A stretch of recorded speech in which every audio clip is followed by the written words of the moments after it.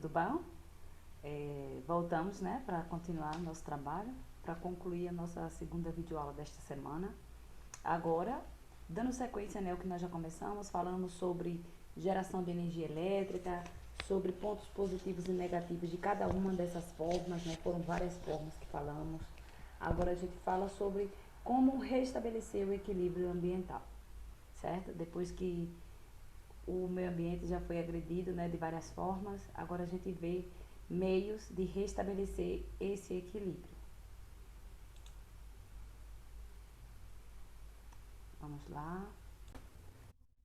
No nosso livro, nós vamos da página 234 à página 238.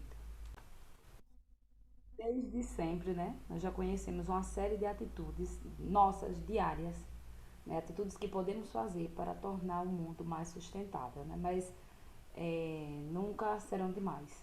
Nunca será demais falar sobre o tema. Então, atitudes sobre o mundo sustentável. Além das medidas tomadas por governos e empresas para restabelecer o equilíbrio climático e preservar a natureza, cada um de nós também, né, pode colaborar para a solução desses problemas adotando algumas atitudes simples. Então, vamos ver nas figuras aí abaixo. A primeira imagem aí. Diminuir o consumo de energia elétrica, apagando a luz de cômodos desocupados, desligando aparelhos que não estejam em uso e optando por lâmpadas e aparelhos mais eficientes. Então, nada de deixar a lâmpada acesa, hein? Onde não tem ninguém no cômodo aí da casa. Outra atitude, utilizar preferencialmente o transporte coletivo ou andar a pé ou de bicicleta. Vocês sabem que quanto mais veículos estiverem nas ruas, mais gases, né, serão liberados, gases tóxicos serão liberados na atmosfera. Então, já pensou se um ônibus lotado aí de passageiros, já pensou se cada um deles pega seu veículo, pega seu carro, pega sua moto, quantos veículos não estariam na rua? Então, diminui bastante, né, a liberação aí dos gases poluentes. Manter os motores dos veículos bem regulados, diminuindo a emissão de poluentes. Também é muito importante, né? Se os motores estiverem desregulados, eles vão estar poluindo mais. Reduzir o volume do lixo, evitando o consumo exagerado de eletrônicos, roupas e outros produtos. Nas compras de alimentos, dá preferências a frutas, verduras e legumes frescos, que normalmente possuem menos embalagens. Combater o desperdício de comida. O lixo orgânico depositado nos aterros emite um gás do efeito estufa, que é o metano, durante sua decomposição. Então, é comprar o necessário, né? Observar, fazer uma escolha boa para comprar os produtos. Porque sem comprar a gente não vai ficar. Mas escolher o produto. Antes de substituir um aparelho antigo por um novo, por exemplo, avalie se a troca é realmente necessária. Se as funções do aparelho ainda são suficientes para você e se ele pode ser consertado. Olha aí, fazendo a manutenção, né, do aparelho aí, do telefone. No chuveiro, economizar água tomando banhos mais curtos, consertando vazamentos e fechando a torneira ao escovar os dentes e ensaboar a louça. Reutilizar a água, por exemplo, aproveitando a água da lavagem de roupas para lavar o quintal ou dar descarga. Manter uma atitude consciente e crítica em relação ao consumo de produtos supérfluos. Preferir produtos e materiais de construção feitos com madeira de reflorestamento e certificada. O selo do produto atesta que a empresa maneja suas florestas de acordo com padrões ambientais corretos e socialmente justos. Comprar de empresas que emitem menos gases de efeito estufa. Essa informação costuma ser divulgada nos sites das empresas. E por último aqui, destinar para a coleta seletiva os materiais recicláveis, né? Papel, plástico, metais e vidro. E reutilizar objetos que seriam descartados. Então tem uma série de informações, que são atitudes, né, que a gente pode estar tendo diariamente. Mas como restabelecer o equilíbrio ambiental? Então vejam só, apesar dos inúmeros avanços que as diferentes formas de energia proporcionaram à nossa vida, vimos que todas apresentam desvantagens. Não foi isso que nós acabamos de falar na aula anterior? Que podem estar relacionadas à construção das usinas ou à forma como a energia é utilizada. Muitas trazem prejuízos ao meio ambiente. em menor ou maior escala. E um dos mais discutidos na atualidade é o aquecimento global. Vocês ouvem falar sobre isso na TV, não é? Nas mídias.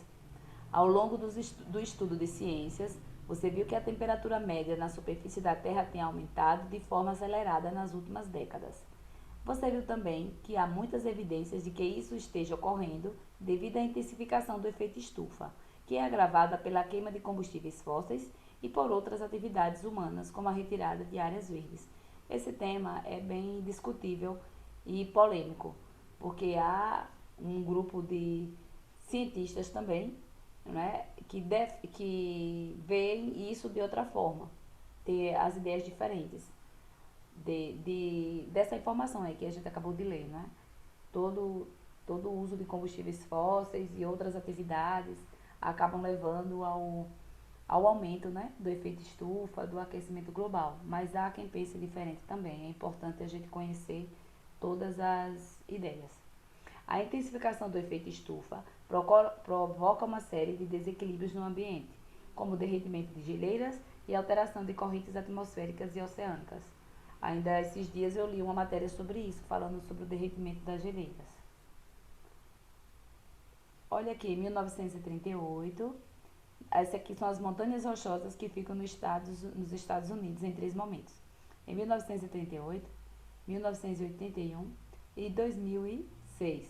Observe que aqui está líquido, né? Aqui está gelo. Mas a alteração de correntes tem como principal consequência desequilíbrios ainda maiores nos climas regionais e global, provocando eventos climáticos extremos, né? Ondas de forte calor, frio, secas e inundações mais frequentes, ciclones e furacões mais intensos e alteração no volume de chuvas em muitas regiões. Podemos citar como exemplo o ano de 2018, quando uma onda de frio chegou a matar pessoas na Europa, ao mesmo tempo que no Ártico as temperaturas estavam mais quentes que o normal para o período. Já na região sudeste do Brasil, houve chuvas intensas em 2013, seguidas de uma onda de seca em 2014. O que pode ser feito para restabelecer o equilíbrio ambiental? Será que a gente pode interferir nisso? Será que as nossas atitudes podem interferir nesse reequilíbrio? Combate ao aquecimento global. Diante da identificação das alterações climáticas regionais e globais provocadas por atividades humanas, especialistas de vários países vêm realizando encontros e debates com o objetivo de firmar acordos para limitar e reduzir a emissão de gás carbônico e outros gases que também intensificam o efeito estufa. Olha aqui. Eita, poluição brava. Os encontros também têm como objetivo criar soluções para lidar com os impactos do aquecimento global. Entre elas estão o investimento em fontes renováveis de energia, a melhoria do funcionamento de máquinas e veículos e a redução do desmatamento e das queimadas. Em 2015 ocorreu um encontro mundial, conhecido como COP21. Na ocasião, foi aprovado um acordo para frear as emissões de gases do efeito estufa e para lidar com os impactos das mudanças climáticas, identificadas por especialistas devido ao aquecimento global, e que inclusive está acontecendo, né? De novo, esse encontro mundial, falando sobre o clima, né? Sobre o que pode ser feito, fazendo os acordos, né? Agora, semana passada, ocorreu. Os especialistas entendem que foi em Dubai, né? Os especialistas entendem que se a temperatura subir mais de 2 graus Celsius, os efeitos danosos serão irreversíveis, com aumento de fenômenos climáticos extremos. Os países comprometidos com o acordo devem adotar um modelo de crescimento econômico com impactos ambientais limitados. Para não comprometer o desenvolvimento dos países, as metas levam em conta o cenário social e econômico de cada país. Assim, as metas dos países mais desenvolvidos são mais rigorosas do que os dos países em desenvolvimento. Gente, não acredite em tudo que se fala, não é? Porque por trás de boas intenções, existem muitas más intenções, existem muito domínio, né, sobre as pessoas e pela frente tá uma carinha bonitinha, dizendo que quer fazer isso, quer fazer aquilo outro, tá preocupado com isso, preocupado com aquilo outro e no final das contas a história não é bem assim. Então a gente tem que ser bem crítico ao olhar essas coisas.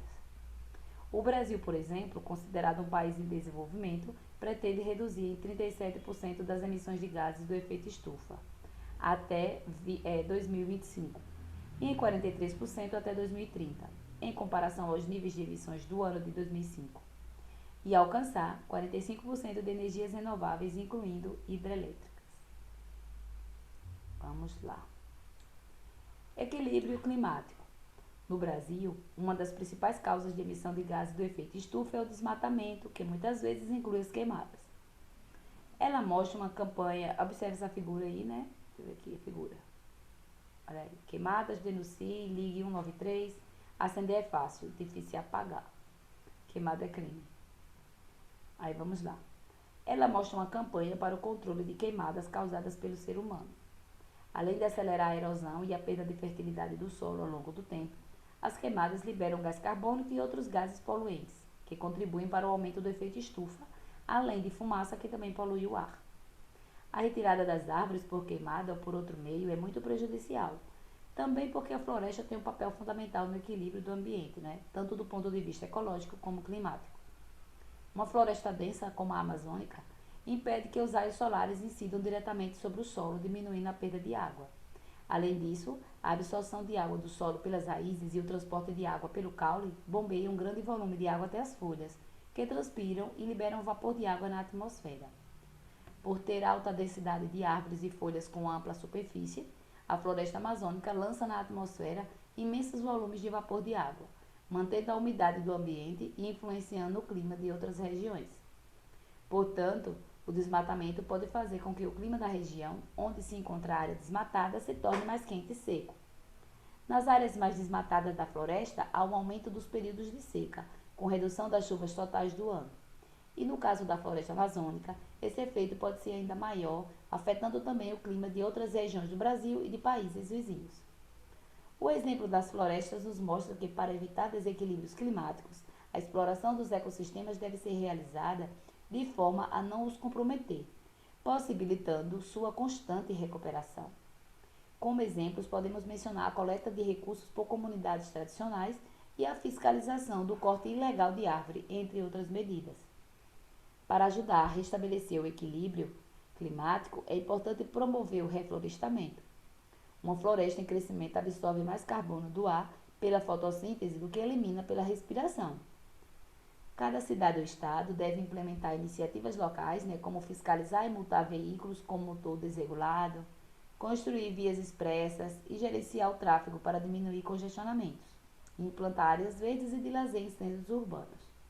Em certas partes dos centros urbanos, a falta de áreas verdes, a impermeabilização do solo asfaltado e a grande concentração de prédios, que impede a circulação de ar, colaboram para o aumento de temperatura nesses locais, que são as chamadas ilhas de calor. Então, olha aí. Agora vamos para a atividade. Nós temos a atividade de olho na notícia. Vamos lá. Olha aqui. Vamos ler o texto. Petrobras desenvolve projeto de geração de energia eólica no mar. Através da Petrobras, está sendo desenvolvido um projeto de geração de energia eólica no mar, novidade para o Brasil. Para o início dos testes, uma licitação para a planta piloto será aberta ainda este ano no Rio Grande do Norte, uma das áreas do Nordeste com maior potencial de geração de energia a partir do vento, com a previsão do funcionamento para 2022.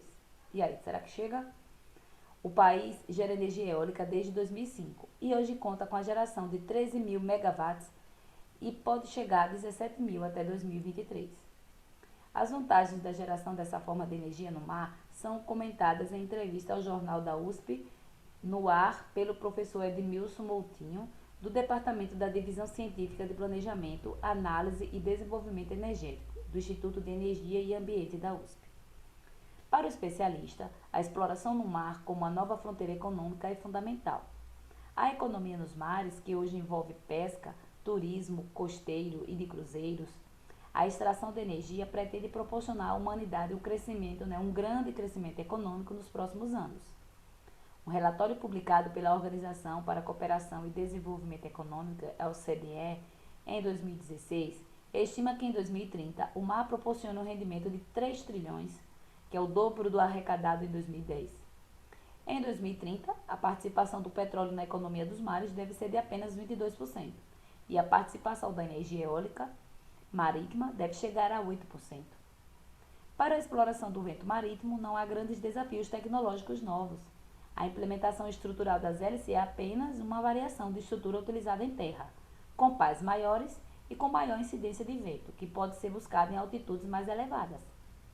É um avanço daquilo que já fazemos hoje numa escala muito maior, comenta Moutinho. O professor acredita que os próximos 20 anos para a geração de energia eólica dos mares deve se assemelhar ao desenvolvimento da exploração do petróleo e do gás, com plataformas fixas. O avanço pode ser muito rápido, trazendo tecnologia de outros setores para a indústria, não deixando espaço para grandes desafios. Então, tem aí a empreita, não é? Letra A.